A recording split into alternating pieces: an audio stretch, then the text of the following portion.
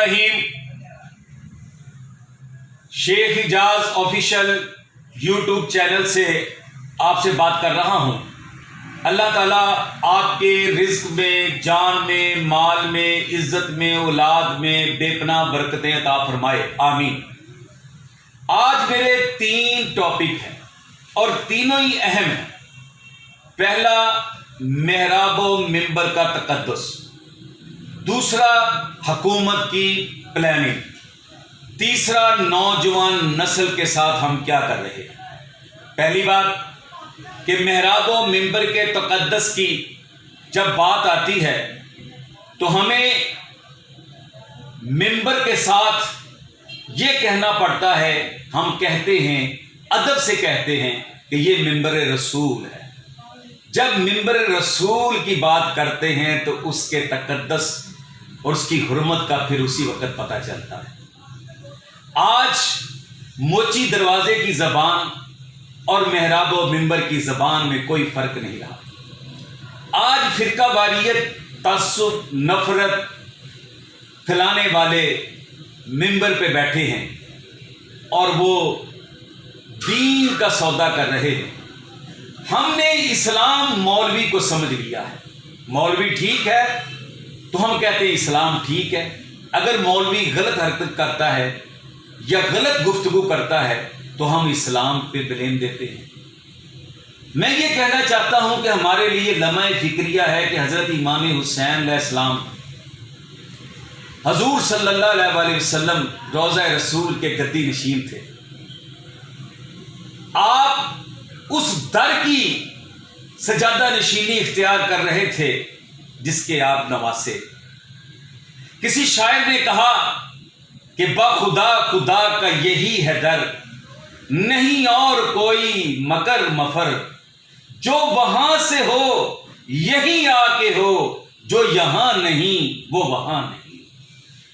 तो जब आपको पता चला कि एक जालिम जाबिर फासिक फाजिर मिंबर रसूल पे बैठ गया है, कहीं शरीयत की तशरीह गलत ना कर दे, कहीं दीन इस्लाम के मौक़िफ़ को तब्दील ना कर दे, कहीं उम्मत तक पैगाम गलत ना चला जाए, तो आपने जालिम जाबिर के सामने कलमा हक कहते हुए उसकी बैत का इनकार किया और करबला में सफर इख्तियार किया और जालिम की बैत से इनकार कर दिया। आज मेहराब व मिंबर की बात करें तो हुकूमत के पास वो लोग होते हैं मुआहदा करने वाले या अमन की बात करने वाले जिनका अवाम के साथ तल्लक नहीं होता। जिनका अवाम के साथ तल्लक होता है उसको हुकूमत एतमाद में नहीं लेती। ये गैप है जो पुर नहीं हो रहा और जिसका खुमियाजा हम पाकिस्तान में चंद सालों के बाद फिर फ़िरका वारियत की हवा फैलाते हुए देखते हुए नजर आते हैं।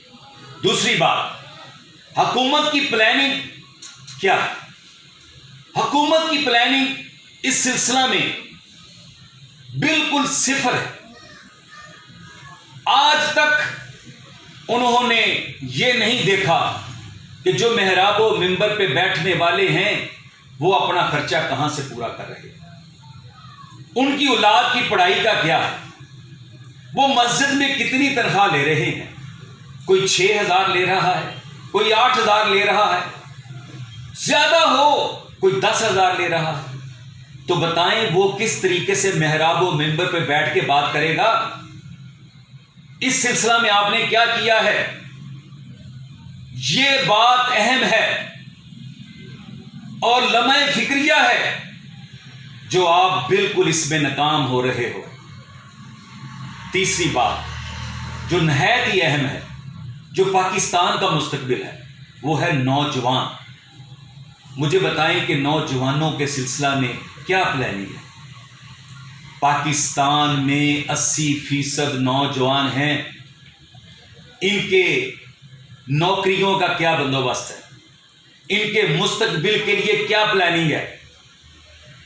ये वो नौजवान हैं जब इन्होंने चाहा कि हम अपने राइट्स लेने के लिए मैदान में आए तो पाकिस्तान क्या पूरी दुनिया में नौजवान जब बाहर आते हैं तो फिर किसी के संभालने में नहीं वो आ सकते। तो आज नौजवान जब देखते हैं, छोटी बस्तियों में देखते हैं, तो वहाँ टोलियों की सूरत में जैसे किसी महाज पे बैठे हों। आज सर्वे रिपोर्ट के मुताबिक कि 1 करोड़ के करीब लोग नशियात के आदी हो चुके हैं। वो टिपिकल डकैत चोर नहीं रहे, ये नौजवान हैं जो चोरी डकैती का रास्ता इख्तियार कर रहे हैं, क्रिमिनल बन रहे हैं। तो मुझे बताएं, ये फुटपाथों पे लेटे हुए नौजवान जो माओ ने मन्नतें मांग कर, खुदा से दुआएं मांगकर अपने बेटे लिए, आज वो दर बदर की ठोकरें खा रहे हैं और फुटपाथों पे अपनी वहां पे उसकी मौत हो जाती है।